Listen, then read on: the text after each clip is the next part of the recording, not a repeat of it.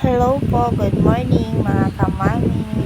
Almusal muna po tayo. Tara po, kain po tayo. Bago po ang kaganapan sa aking buhay ngayong araw. Kumusta ka aking mahal? Sana ay nasa mabuti ka. Ako'y huwag mong intindihin. Nakakaraos din. Panaginip ko'y laging ikaw. Yan nga po, napakanta pa. Kailangan po talaga sa buhay nakakantahan pa natin ang ating baby para lang makatulog. At yan na nga po ang kaganapan sa ating buhay ngayon for today's video mga kamami. Yan nga po, dire-diretso na po yung aking gawain dyan mga mami. Makatulog po ang aking baby. Ay sunod na rin po akong maglilinis ng ating tahanan mga kamami. Yan, tuloy na po si baby. Kailangan po talaga natin kasing pagsabay-sabayan yung mga gawain natin habang po natutulog po ang ating baby. Dapat po madiskarte tayo sa buhay nang may magawa tayo sa loob pa ng bahay. Hindi lang po yung pag-aalaga. Siyempre, dapat kailangan po natin ng maglinis pa rin, magluto at maglabas sa ating munting bahay. Carry naman po, basta po yung baby natin makatulog na siya. At least po, may nagagawa pa rin po tayo sa araw-araw. Hindi lang po yung pag-aalaga. Kasi kung iaasa po natin sa iba, hindi naman po tayo mayaman para ikatulong pa tayo. Kaya kailangan po talaga natin ng sipag at diskarte sa buhay. Yan lang po ang sekreto natin mga mami. Ganun po talaga pag mami na tayo.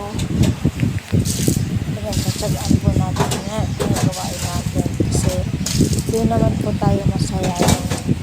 Kahit may baby po tayo, may nagagawa pa rin po tayo sa loob ng bahay. At yun na nga po, sinisimulan ko na nga po maghugas ng pinggan. Patapos po natin mag-almusal at makatulog yung baby, ay nakapaglinis na po tayo at nakapaghugas. Ngayon naman po, lalabas ko na po yung mga labada ko. At tayo po ay maglalabada na rin. Mga mami, hindi ko po talaga pinapadami yung aking labahin para hindi naman po sobrang bigat sa araw-araw na paglalaba ko. Araw-araw po talaga ako naglalaba para konti lang po yung aking lalabhan.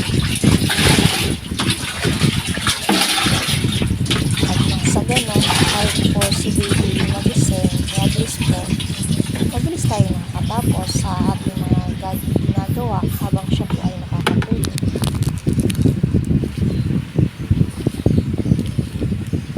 Kung napapansin niyo po, yan po talaga konting-konti lang po talaga ang aking labahan. Araw-araw po talaga ako naglalaba para hindi sobrang pagod, hindi sobrang hassle sa akin. At the same time, nagagawa ko pa lahat ng gawain ko. Hindi lang yung sa paglalaba, hindi lang yung sa pag-aalaga. Siyempre, same time na kapag luto rin po tayo, nakakapag-alagaan ng Ili-ili! Ano? Ili-ili! at yun na nga po, kaganapan sa ating buhay. Nagtigil muna po Ili-ili! nagising uli yung baby ko. Eli ni mama! Basang-basa na pa. Eli mama! Umurong na sa Eli! Ang eli ni mamang yan oh! Basa sa kanya. Eli! Kaya nakapagpalit na ako ng kanyang Eli! at tutulogin ko muna Eli po ni ito. mama! Ay! At Ay! pagpatuloy ko pa ang aking mga ginagawa. Yung dalawa na ang baby ni mama! Yay! Ito ang sa akin at kinakausap ko siya. Ellie?